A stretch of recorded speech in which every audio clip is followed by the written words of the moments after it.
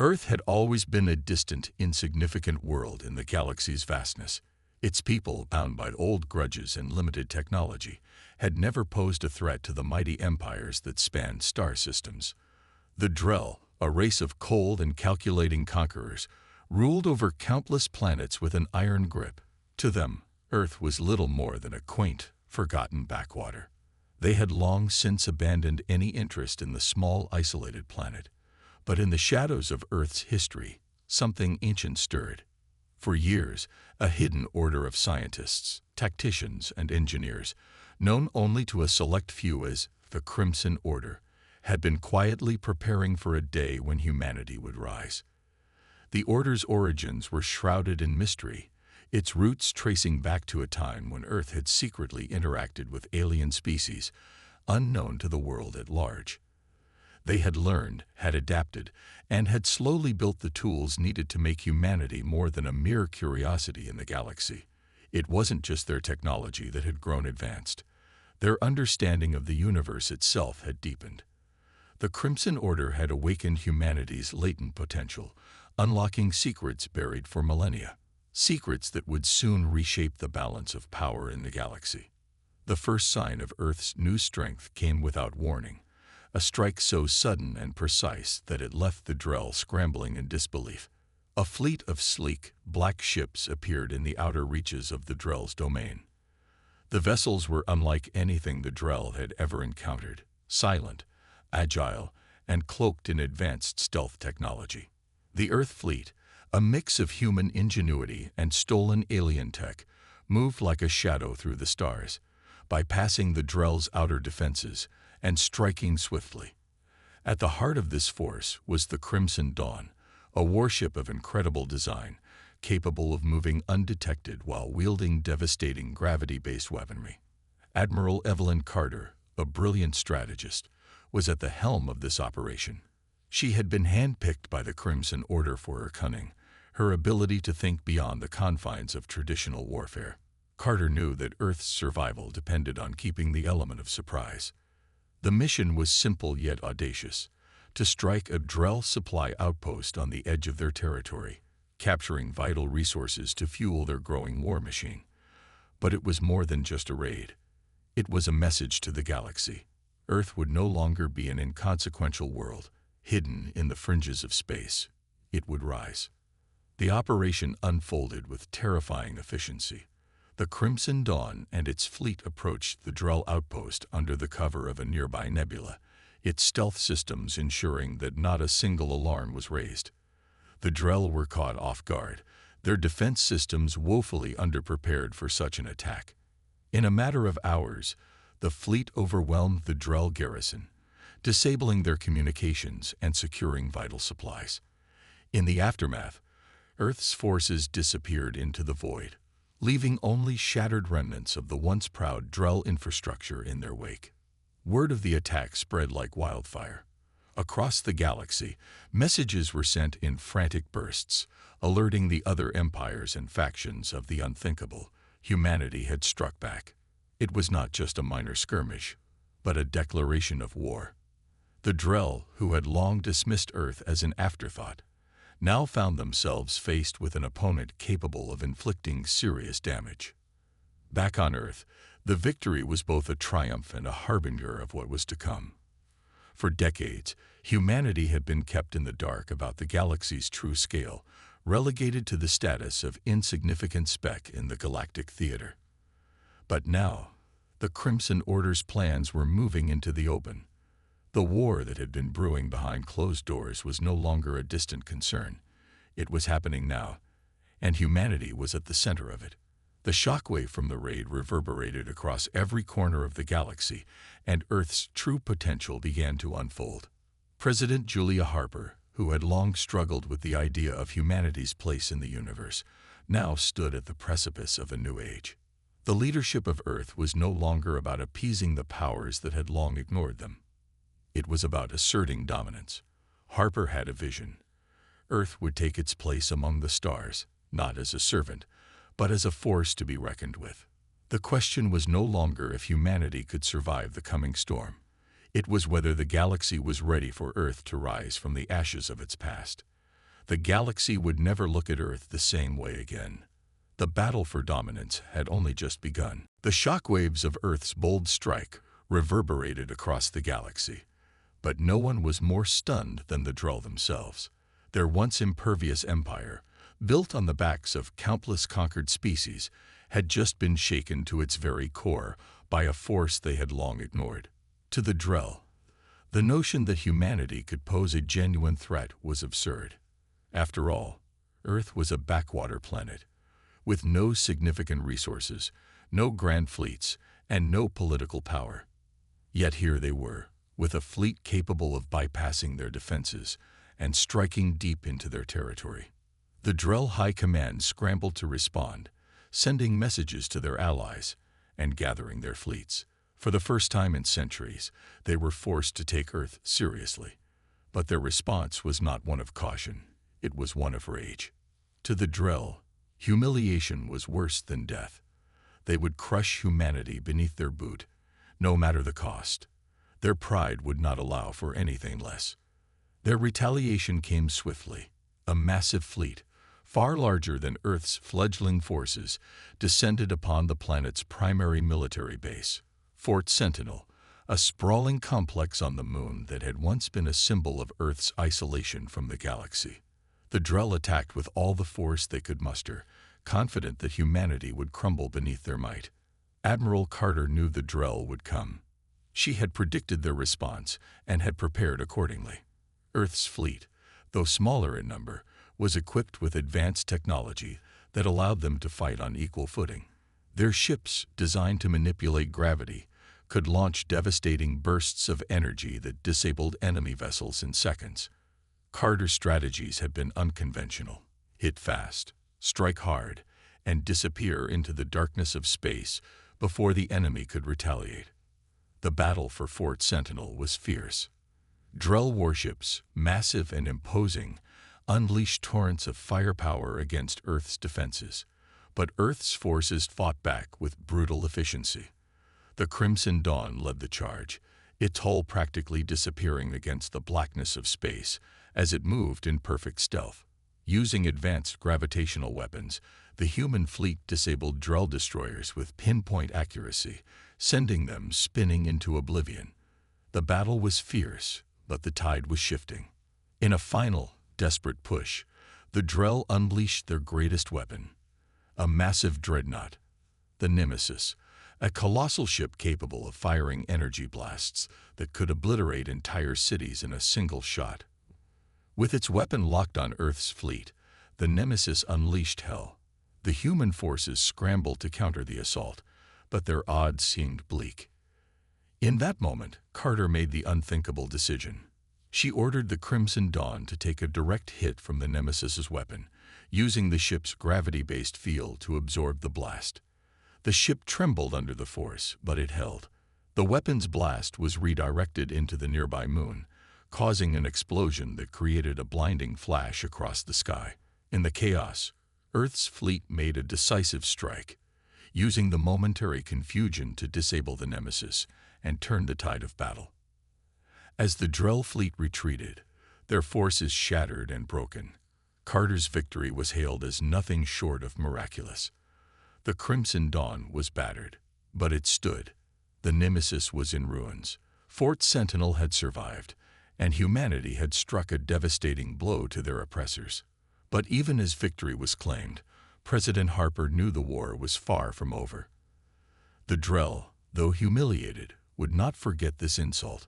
They would regroup, they would rebuild, and they would come for Earth again, stronger, angrier, and more determined.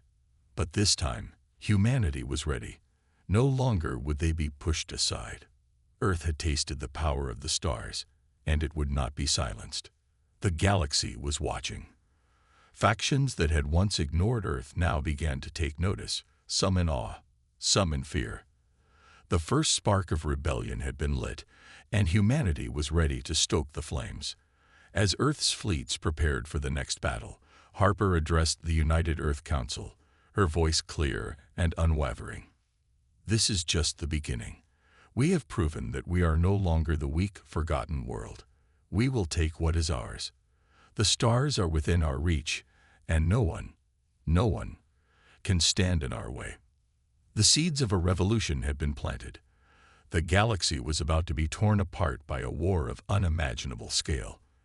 And Earth, once a forgotten corner of the universe, would become the catalyst for a new age, one where humanity's strength could not be ignored. As the victory over the Drell at Fort Sentinel spread across the galaxy, the response was immediate and profound. The once dismissive galactic powers, who had regarded Earth as a primitive outpost on the fringes of the universe, now found themselves grappling with the reality of a human race capable of standing toe-to-toe with the most powerful empires. It was a turning point, a moment that would define not only the future of Earth, but the very structure of the galaxy itself. Despite their triumph, Earth's leadership knew that the battle was far from over. The Drell, bruised but not broken, were already rallying their forces for a retaliatory strike. But Admiral Carter and President Harper saw an opportunity in the chaos, a chance to turn the tide not just in the war, but in the balance of power within the galaxy. Earth's strength had never been its numbers. It was its innovation, its sheer will to survive, and its ability to adapt that had allowed them to make the leap from an insignificant world to an interstellar contender. As Carter oversaw the rebuilding of the Red Fleet, Harper worked tirelessly to forge new alliances, recognizing that they could not win the war alone. To defeat the Drell once and for all, humanity would need to unite the galaxy's oppressed races, those who had suffered under the Drell's ruthless domination. The first to answer Earth's call were the Krelli, a telepathic species once enslaved by the Drell. Their psionic abilities allowed them to perceive the thoughts and emotions of others, making them formidable allies in both battle and negotiation. The Krelli had long bided their time, waiting for a sign that a power like Earth could rise to challenge the Drell. When they heard of the attack on Fort Sentinel, they immediately pledged their support, sending a fleet of ships capable of linking minds across vast distances. Their power would prove invaluable in the battles to come, but it was their alliance that gave Earth a much-needed edge. They now had the capability to not only communicate across the stars in real time, but to anticipate enemy movements by reading their thoughts. Next came the Garv, an enigmatic species known for their technological mastery. Unlike the Krelli, the Garv had never been directly oppressed by the Drell, but they had seen the rise of their empire and knew it was only a matter of time before the Drell would turn their eyes on their technologically advanced society. The Garv had the capacity to build weapons and ships that could rival anything the Drell possessed, but they had kept their talents hidden for generations, not wishing to attract the wrath of the galactic powers. Earth's rise, however, had changed that. They were ready to stand with the humans, bringing with them fleets of ships outfitted with quantum weapons capable of disintegrating enemy warships with a single strike. These alliances were not without their challenges. The Krelli, with their powerful psychic abilities, were wary of humans, knowing full well that the Crimson Order's manipulation of their own species' potential could have dire consequences. And the Garv, though eager to contribute, had no love for Earth's aggressive tactics and were reluctant to commit to a war that seemed endless and brutal. But Harper, determined to secure their cooperation, made a promise. She would not let Earth become just another empire. It would be different. They would stand together, as equals, against the Drell and any force that sought to dominate the galaxy. The coalition of humans, Krelli, and Jarv set their sights on the Drell's outer colonies, key supply routes that kept the Drell's war machine running. These colonies were strategically important, and if Earth and its allies could sever the Drell's supply chains, they could cripple the enemy's ability to wage war. Carter, now a master tactician, led a series of lightning-fast raids on these colonies, employing guerrilla tactics that took full advantage of Earth's technological edge. The raids were swift and devastating, leaving the Drell unable to regroup in time. Their once imposing fleets were now being forced to fight on multiple fronts, stretched thin across their vast empire. But as each victory mounted, the Drell's response grew more savage. In retaliation for the loss of their colonies, they launched a massive counterattack on Earth's homeworld. Earth's allies quickly mobilized. But this time, the Drell had brought their most fearsome weapon, a planet-killer device capable of destroying entire cities with a single strike. Earth, having just begun to understand the true scale of interstellar warfare, was faced with a brutal reality. They could no longer afford to play defense. They would have to take the fight to the heart of the Drell Empire. As Earth's forces rallied to protect their homeworld, the Alliance knew the stakes were higher than ever. The coming battle would decide the fate of the galaxy. Victory would bring them one step closer to dominating the stars, but failure would mean extinction. In a tense, high-stakes strategy session, President Harper turned to her newly formed council, a blend of human and alien leadership, and spoke with fire in her voice. This is it. This is where we either break or become something the galaxy can never forget. We have the power, we have the will, and most importantly, we have each other. The Drell underestimated us once. They will not make that mistake again. With resolve in their eyes, the leaders of the new coalition prepared to face the Drell in what could be the final decisive battle for the future of the galaxy. Earth had come a long way from its humble origins, and now it was ready to claim its place among the stars. The stakes had never been higher. The Drell, emboldened by their vast military superiority, launched a brutal counteroffensive to reclaim their lost colonies and punish Earth and its newfound allies. Their fleet, now reinforced by every remaining warship in their arsenal, bore down on Earth with ruthless efficiency, but they had underestimated the resolve of humanity and the growing strength of the coalition of species that stood with them. For weeks, the Red Fleet, now bolstered by Crowley telepaths and Garv technology, had been preparing for the Drell's retaliatory strike. Admiral Carter, now a living legend, formulated a daring plan to turn the tide. Earth's forces would not be able to match the Drell head-on in terms of raw numbers, but they could exploit the Drell's greatest weakness, their overconfidence. With precise timing and unparalleled coordination, the Red Fleet would strike where the Drell least expected, directly at the heart of their empire. The plan, codenamed Eclipse, was simple yet daring. Earth's forces would infiltrate the Drell's outer defense line, using their advanced cloaking technology, strike at their most critical supply routes, and then vanish into the depths of space before the Drell could retaliate. The goal was to cut off the Drell's ability to wage war, severing their connections between the core systems and their distant colonies.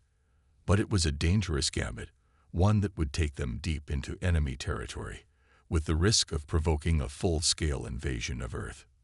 In the early hours of the operation, the Red Fleet moved like ghosts through the stars. Their ships, once nothing more than experimental designs, now formed the backbone of a growing human force that struck with lightning speed. The Drell, caught by surprise, scrambled to respond, but their immense fleet was too slow, too cumbersome.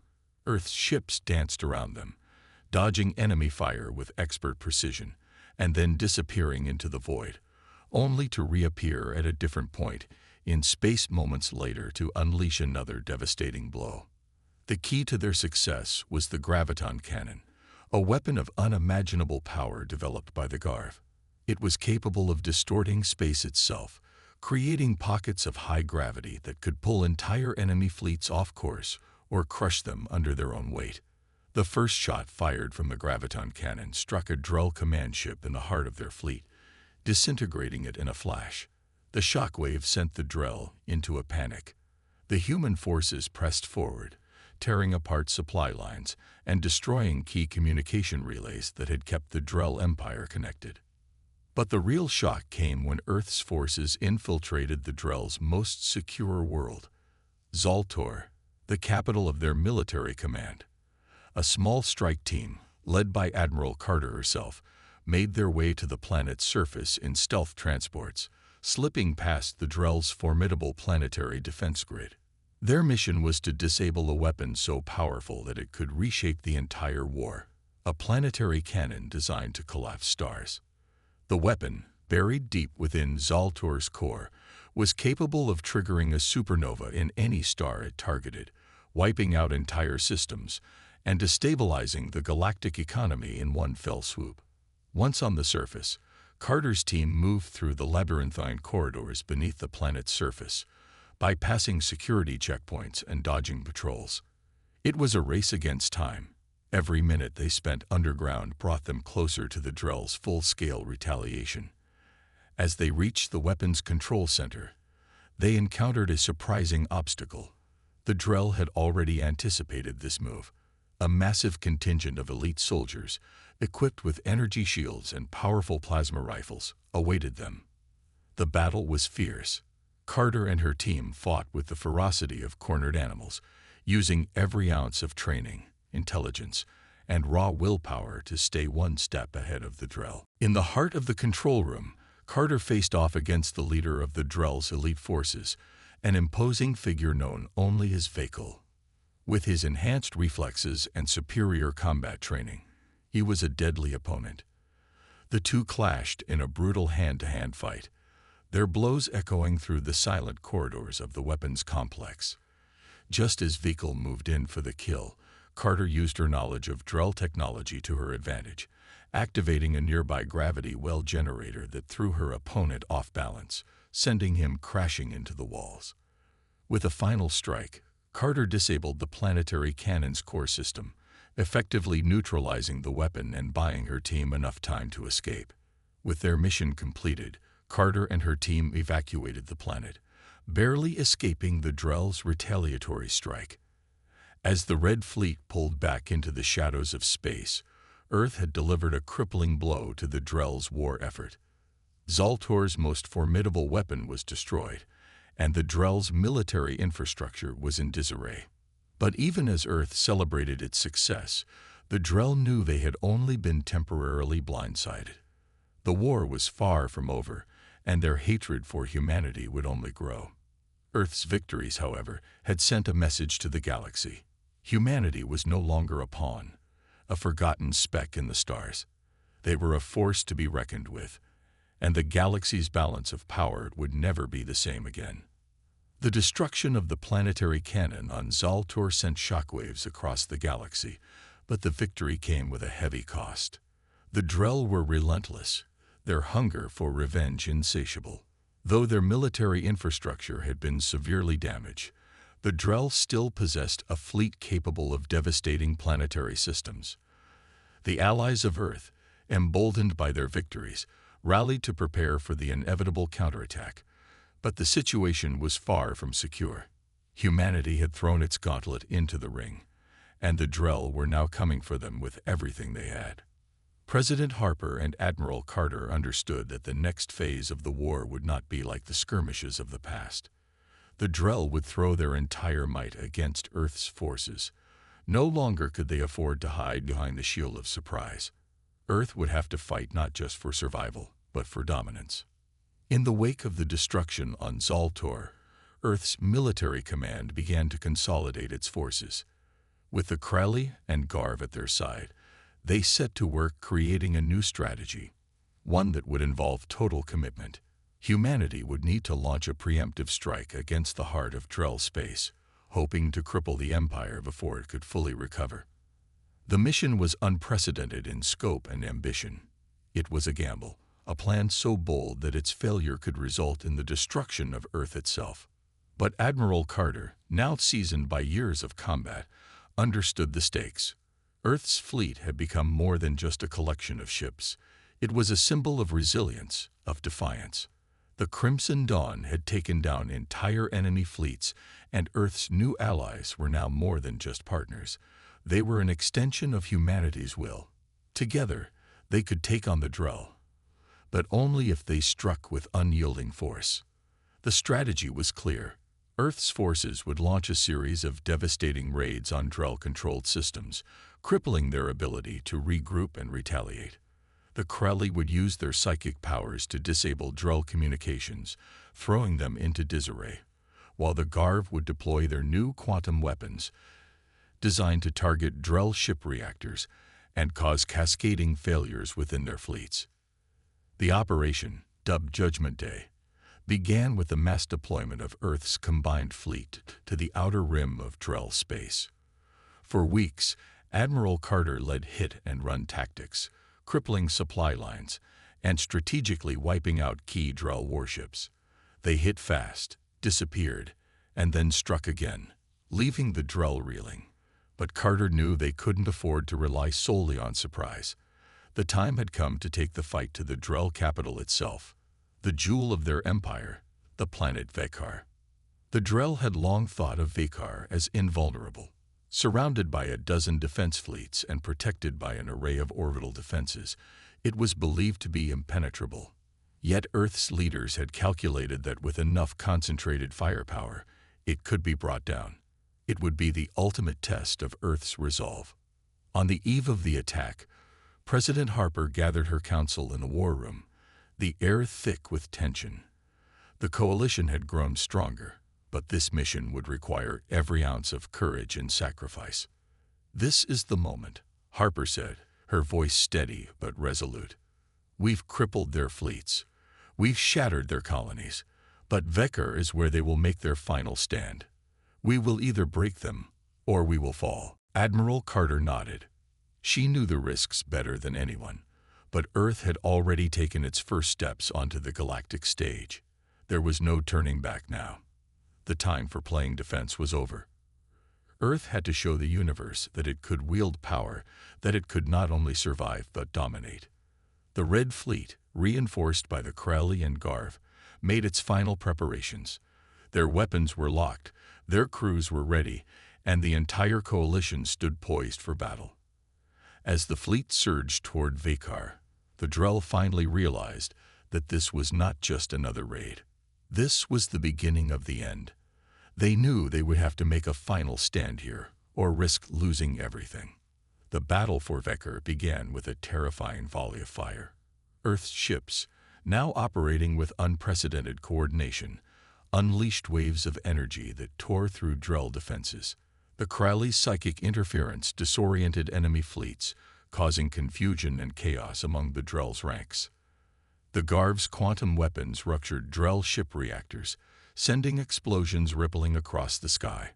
Earth's forces, though still vastly outnumbered, fought like a hurricane, carving through the Drell's defenses with relentless precision.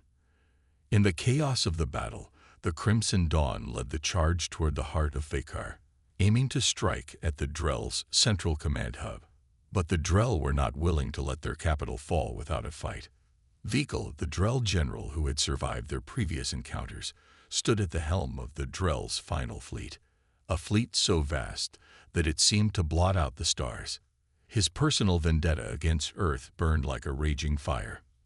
The battle between the Crimson Dawn and Veekel's flagship was legendary. The two ships clashed in a storm of fire and debris, their weapons lighting up the dark void of space. But Carter, aided by her crew and the strength of her allies, would not be denied. With a final decisive blow, the Crimson Dawn breached the flagship's defenses and sent Veekel's fleet into disarray. The fall of Vekar had begun, but victory came with a cost. Though Earth had struck a fatal blow against the Drell, the war was far from over. The Drell, like a wounded beast, would retreat and rebuild. Earth had gained a foothold in the galaxy, but now the true reckoning was about to begin. The fall of Vekar sent ripples through the galaxy, signaling the beginning of the end for the Drell Empire. For humanity, it was a triumphant moment, a victory that confirmed Earth's place among the stars. But the cost was staggering. Earth's forces had taken heavy losses, and though the Drell were in disarray, they were far from defeated. The battle for Vekar had shattered the Drell's central command, but the rest of their empire still stood, ready to rebuild and retaliate. In the aftermath of the battle, Earth's leadership faced the daunting task of consolidating their newfound power. President Harper convened an emergency meeting of the United Earth Council, where the weight of their success began to sink in. The war was far from over, and Earth had to brace itself for the Drell's inevitable counterattack. "The Drell will rebuild," Harper said, her voice tinged with exhaustion. "We've crippled them, but they're not done yet. We've made them bleed, but now they'll come for us with everything they've got. We need to be ready for the war that's still to come. Admiral Carter, her face drawn from the intensity of the battle, nodded in agreement. We can't afford to wait for them to regroup. We need to take the fight to them. We have the advantage now, but it's a narrow one. If we hesitate, we risk losing everything we've fought for. The challenge ahead was clear. Earth's forces were scattered, its resources stretched thin from the war effort. The Drell, though wounded, were far from broken. The galaxy had been thrown into chaos, and now it was up to Earth to shape its destiny. In the months that followed the fall of Vekar, Earth's leadership made a bold decision. They would not sit idly by, waiting for the next Drell assault. Instead, they would take the offensive and bring the fight to the heart of the Drell Empire. But this time, they would need more than just military might. Earth would need to become a symbol of hope, a beacon for the oppressed species across the galaxy who had long been crushed under the Drell's boot. They would unite these factions under one banner and form an unstoppable coalition. The first step was to secure the support of the Harn, a nomadic species of warriors known for their fierce independence. The Harn had long resisted the Drell's attempts to subjugate them, but they had never formed an alliance with any other species. It was Carter's idea to seek them out. She knew that the Harn's fighting prowess and their desire for freedom made them ideal allies. Harper dispatched a diplomatic envoy to the Harn homeworld, and after weeks of negotiations, an agreement was reached. The Harn would join the coalition, providing their advanced fleet technology and unyielding warriors. Next came the Sorek, a technologically advanced race whose homeworld had been ravaged by Drell conquest. The Sorak had long been a thorn in the Drell's side, and their expertise in cyber warfare would prove invaluable in crippling Drell communications and infrastructure. With the Sorek's help, Earth's forces could disrupt the Drell from within, cutting off their ability to coordinate and communicate. With each new ally, Earth's coalition grew stronger. The Krali, the Garv, the Harn, and the Sorak now formed a united front, their combined fleets of force that could rival even the Drell. But Earth's leaders knew that even with such a formidable alliance, they could not afford to underestimate the Drell. The war was entering a new phase, one that would demand everything they had: courage, sacrifice, and ingenuity. In a bold move, Earth's leadership initiated a daring assault on the Drell's outermost systems, aiming to destabilize the Empire from the fringes and cripple their supply chains once and for all. The attack was swift and devastating. The Drell, stretched thin across multiple fronts, could do little to stop the combined forces of the Earth-led coalition. The Krali's telepathic abilities left the Drell disoriented, while the Garv's quantum weapons tore through enemy defenses. The Harn warriors, fierce and relentless, clashed with Drell forces in brutal hand-to-hand combat, and the Sorek infiltrated Drell communication networks, crippling their coordination. The battle raged for weeks, but the tide was turning. Earth's forces pressed deeper into Drell territory, and with each victory, their confidence grew. The Drell were no longer the invincible empire they once were. They were a fractured, desperate foe, struggling to maintain control over a galaxy that was slipping from their grasp. But in the heart of Drell space, a new challenge emerged. The Drell, though wounded, had one final card to play: the Eclipse Cannon, a weapon of unimaginable power capable of obliterating entire planets. It had been developed in secret, a last-ditch effort to prevent the rise of any threat to their empire.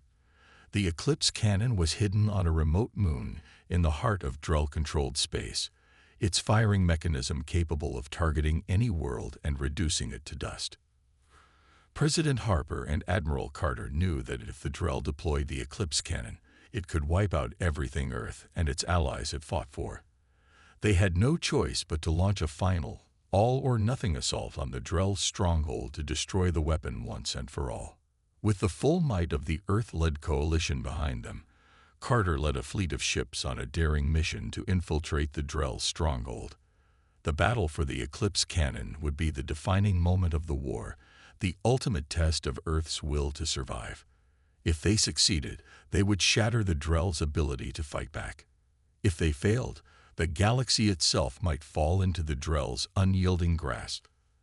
As the fleet prepared to make its final push, Carter looked to the stars, knowing that whatever happened next, Earth had already changed the course of history forever. The rise of humanity had begun, and it was a force the galaxy would never forget. The final assault on the Drell stronghold began with a deafening roar as Earth's combined fleet surged toward the heart of Drell space. The Eclipse Cannon, an apocalyptic weapon capable of destroying entire planets, lay in wait on a desolate moon orbiting a dying star. For Earth and its allies, this mission was not just a tactical strike, it was the last stand. If the Eclipse Cannon was activated, the balance of power in the galaxy would be irrevocably shifted in favor of the Drell. But if Earth's forces could destroy it, the Drell would be left with nothing but their shattered empire. Admiral Carter stood on the bridge of the Crimson Dawn, the symbol of Earth's newfound strength. Her face was grim, but her resolve was unshakable. She turned to her crew, her eyes steely with determination. "This is it," she said, her voice steady. "We either end this war here, or we become the last remnants of a dying race. But we've already come too far. We've faced the worst the Drell could throw at us, and we've survived. Today, we end their reign." The fleet was a formidable force, a united coalition of species that had once been scattered across the galaxy, but now stood as one.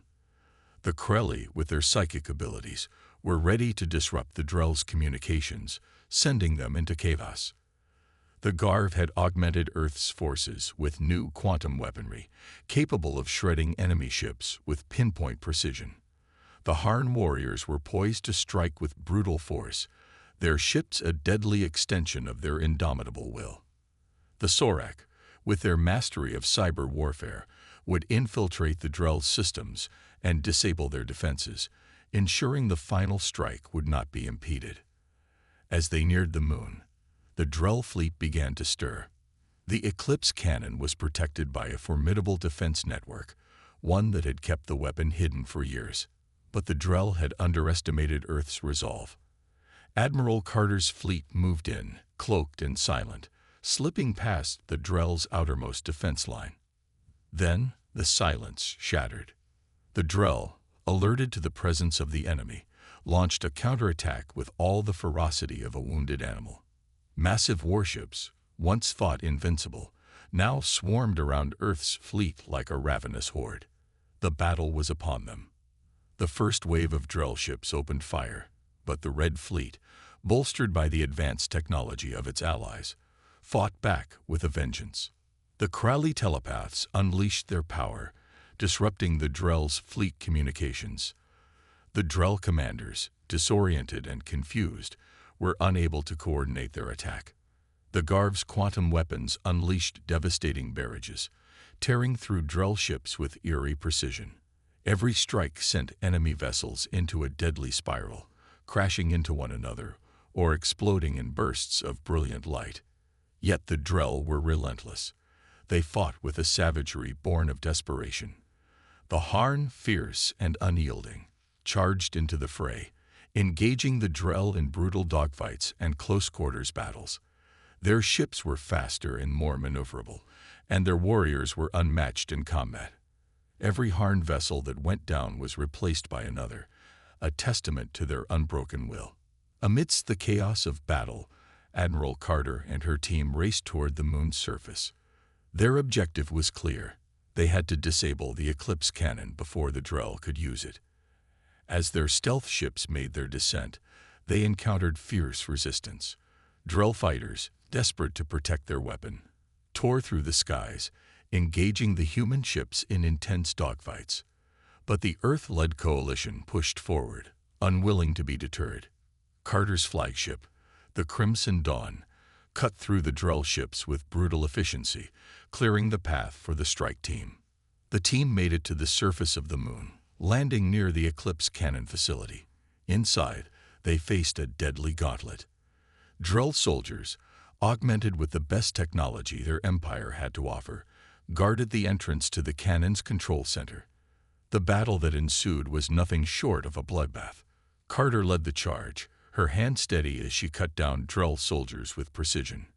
Her team, a mix of Earth's finest soldiers and allies from across the galaxy, followed close behind, their weapons blazing. Inside the facility, the team encountered a final obstacle: the Drell's most elite warriors, a group of genetically enhanced soldiers who had been trained to guard the Eclipse cannon at all costs. These soldiers were faster, stronger, and more resilient than any the team had faced before. The battle was a brutal test of endurance and strategy. But Carter's team was determined. With every strike, they pushed closer to the control center. The Drell were relentless, but so were they. As the last of the Drell soldiers fell, Carter and her team reached the heart of the Eclipse cannon facility. The massive weapon loomed before them, its energy core glowing with deadly power. Carter's hands shook as she placed the charges. This was it, the endgame. With the final push of a button, she would either destroy the weapon and change the course of the war forever or fail, leaving humanity vulnerable to annihilation. But as she stepped back, preparing to trigger the charges, a voice echoed in her ear. It was the voice of the Drell commander, Vikal, the very one who had sought Earth's destruction from the beginning.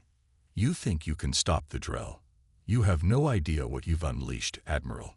You are nothing but pawns in a game much bigger than you." Carter didn't flinch. Her eyes narrowed, and she spoke with cold certainty. "We are humanity, and we've been playing your game from the beginning. Your empire ends today." With that, she triggered the charges, and the Eclipse cannon exploded in a blinding flash, the shockwave rippling through space. The Drell had lost their ultimate weapon. Earth and its allies had won a decisive victory. But even as the debris of the Eclipse cannon floated in space, Carter knew that the Drell were not finished. Their empire might have fallen, but they would not go quietly into the dark. The true war had only just begun. The destruction of the Eclipse cannon sent shockwaves through the galaxy. The battle-scarred moon, once the site of a weapon that could erase entire planets, now floated in ruins. The Drell, without their ultimate weapon, were left vulnerable, and Earth's forces, alongside their allies, had struck a decisive blow. The battle for survival was over, but the war was not yet won. The Drell might have lost their greatest asset, but their empire, though fractured, still held vast power. Earth and its coalition would need to face them one final time, in a battle that would decide the fate of the galaxy. Admiral Carter stood on the bridge of the Crimson Dawn, staring out at the battlefield that had just become their greatest victory. She felt a sense of pride, but also a gnawing uncertainty. "We've done it," she said quietly, more to herself than anyone else. But now comes the hardest part. President Harper, who had joined her on the bridge, placed a hand on Carter's shoulder. "We've bought ourselves time, but the Drell will rebuild. We can't afford to rest. This is the moment we've prepared for, the moment we take the galaxy for ourselves, and ensure the peace we fought for doesn't slip away." With the destruction of the Eclipse cannon, the Drell had no choice but to retreat. Their warships scattered, their leadership in disarray. Yet, despite their shattered defenses, the Drell were not weak. Vikal, the Drell general, was not a leader to be underestimated. He had fought and lost many battles, but he was not one to simply surrender. He would gather what remained of his forces and fight to the bitter end. Earth knew this well. In the days following the battle, Earth's forces regrouped, but they were no longer a simple planet caught in the middle of a galactic conflict. They had evolved. They had grown stronger. The coalition that had once been a patchwork of disparate species was now a united force, an unstoppable alliance. The Harn, the Sorak, the Krali, the Garv, all had come together under one banner. But it was humanity, the ones who had been the underdogs, who had proven to be the catalyst that turned the tide of war. Earth had given them hope, and in return, the galaxy had given Earth its strength. The final stages of the war would not be fought in the cold void of space, but on the battlefield. The Drell had retreated to their last stronghold, a planet hidden deep in the heart of their empire. Trelka. The heart of the Drell was in turmoil. But the Coalition knew that unless the Drell were crushed once and for all, they would regroup and strike again. The time for diplomacy had ended. The galaxy was on the brink of a new age, and Earth would not let the Drell steal that future. We marched to Trelka. President Harper declared in a speech that was broadcast across the galaxy. This is the moment where we prove that the universe will no longer be ruled by fear. The Drell will never enslave another people. The time for humanity to take its place on the Crimson Throne has come. For Earth, for our allies, and for every free world that has suffered under the Drell's heel. As the fleet prepared for the final assault, Carter stood before the assembled commanders. There was no doubt in her mind that this would be the fight that decided everything. The Coalition had trained, fought, and built together. But this would be the test. The Drell, backed into a corner, would fight as if they had nothing to lose. They would fight for their survival, their pride, and their empire. But Carter knew one thing. Earth would fight for the future of freedom. The journey to Trelka was long and perilous. Earth's fleet, reinforced with every ally they could muster, moved like a tidal wave across Drell space. Every world they passed had fallen to their forces, but Trelka was different. It was the Drell's last sanctuary, their final stronghold, and the last barrier between Earth's forces and the galaxy's future. As they approached Trelka, the Drell fleet loomed like a dark cloud, ready to defend their last bastion with all their might. It was a battle unlike any other. Two forces, each fighting for everything they held dear, colliding in a final, brutal confrontation. The sky above Trelka was ablaze with the fires of war as Earth's fleet engaged the Drell in one final desperate battle. The fighting was fierce. Every ship in the fleet, from the smallest fighter to the largest warship, was locked in combat. The Drell fought with the fury of a dying empire, but Earth's forces fought with something greater, the will to shape their own destiny. The Kralli, using their psychic abilities, crippled Drell command centers. The Garv's quantum weaponry tore through enemy ships with precision.